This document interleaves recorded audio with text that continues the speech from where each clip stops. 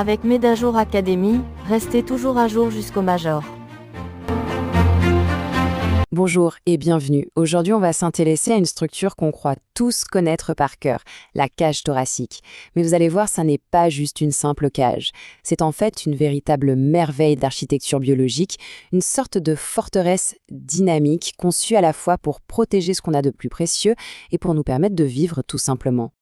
La question de départ, elle est assez fascinante, non? Comment une structure peut-elle être en même temps une armure ultra rigide et un soufflet parfaitement flexible? Eh bien, la réponse se cache dans la conception absolument géniale de la paroi thoracique. Et c'est exactement ça qu'on va décortiquer ensemble. Alors, pour poser les balles, d'un point de vue purement anatomique, le thorax, c'est cette région en haut du tronc. À l'intérieur, on trouve bien sûr les poumons de chaque côté, et au beau milieu, dans ce qu'on appelle le médiastin, se trouve le cœur. C'est une véritable chambre forte en quelque sorte. Pour bien comprendre comment tout ça fonctionne, voici notre plan d'exploration. On va d'abord faire un tour d'horizon extérieur à 360 degrés pour se repérer. Ensuite, on va percer le secret de sa construction, son plan architectural. Puis, on analysera chaque paroi, couche par couche. Et enfin, on prendra un peu de hauteur pour admirer l'ensemble. Allez, on commence notre exploration. Avant de plonger à l'intérieur, c'est super important de bien comprendre l'extérieur. Un peu comme un architecte qui étudie le terrain, on va cartographier la surface du thorax en utilisant des lignes et des repères bien connus. Alors, sur la face avant, on utilise des lignes verticales imaginaires pour localiser les choses avec précision. C'est un peu comme une carte. Tout commence au centre, avec la ligne médiane, sur le sternum. Puis, en s'éloignant, on trouve la ligne sternale, la parasternale, puis la ligne médioclaviculaire qui passe au milieu de la clavicule, et enfin la ligne mammaire. Ça transforme le torse en une véritable grille de lecture.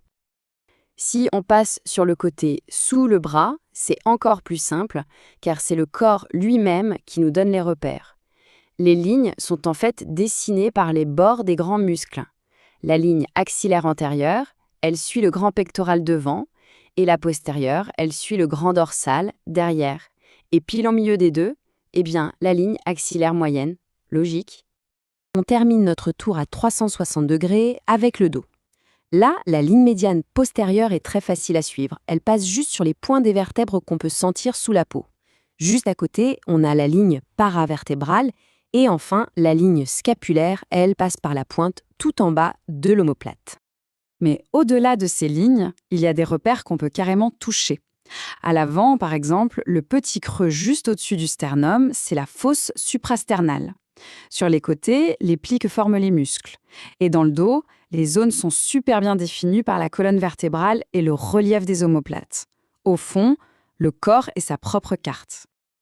Ok, maintenant, on arrive au moment clé. Le truc qui va tout simplifier. Toute la complexité de la paroi thoracique, en fait, elle repose sur un plan architectural incroyablement simple et qui se répète partout. Un plan en 3 couches. Et voilà le secret. C'est aussi simple que ça. Qu'on soit devant, sur le côté ou derrière, on va toujours retrouver la même structure en 3 temps. D'abord, le squelette, la charpente. Ensuite, la couverture de muscles. Et pour finir, ce qu'on pourrait appeler la plomberie et le câblage, les vaisseaux et les nerfs qui animent tout ça. Maintenant qu'on a ce plan en tête, on va l'appliquer pour déconstruire de façon systématique chacune des 3 parois du thorax. Allez, on commence par la paroi avant. La paroi antérieure, c'est le bouclier direct du cœur. Alors, appliquons notre fameux plan en 3 couches, en commençant par les fondations, par le squelette. Donc, la charpente osseuse de l'avant, c'est ce qu'on appelle le plastron sterno-chondrocostal. Un nom un peu compliqué pour dire que c'est formé du sternum au centre, des cartilages qui relient les côtes au sternum et bien sûr des articulations entre tout ça. Passons à la deuxième couche, les muscles. Là, c'est organisé sur 2 niveaux.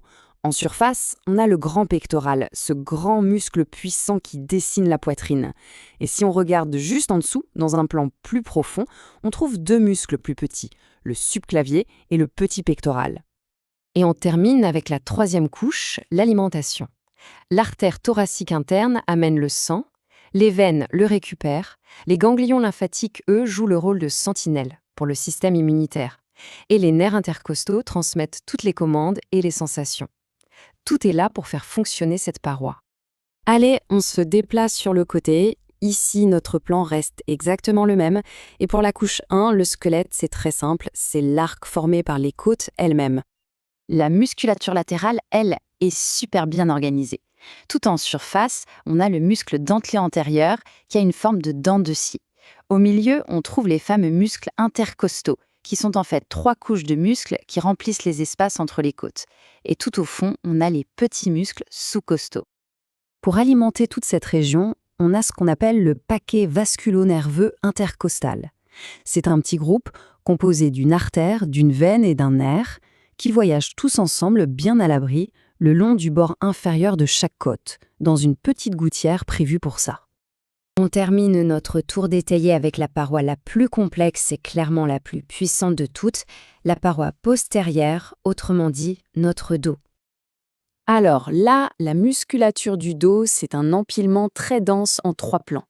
En surface, on a les gros calibres, le grand dorsal, le trapèze. Juste en dessous, il y a un plan intermédiaire. Et tout au fond, contre la colonne, on a les puissants muscles érecteurs du rachis, ceux qui nous tiennent droits comme des i. Et pour irriguer toute cette masse musculaire, le système est plutôt ingénieux. Le sang arrive par des branches des artères intercostales qui plongent vers l'arrière et les nerfs suivent un chemin assez similaire. C'est un réseau très dense qui nourrit toute la puissance du dos et ça montre bien à quel point tout est interconnecté.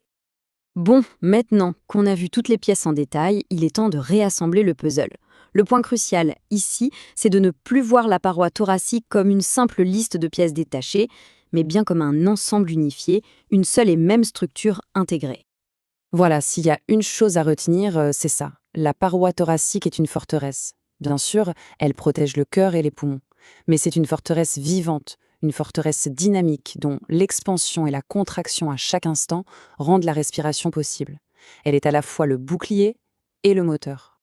Et ça nous laisse sur une dernière réflexion. Comment est-ce que cette architecture si complexe, qui arrive à allier la solidité des os à la souplesse des muscles, réussit à accomplir ce petit miracle de chaque inspiration, de chaque expiration? C'est quand on y pense qu'on réalise tout le génie de sa conception. Médajour Academy.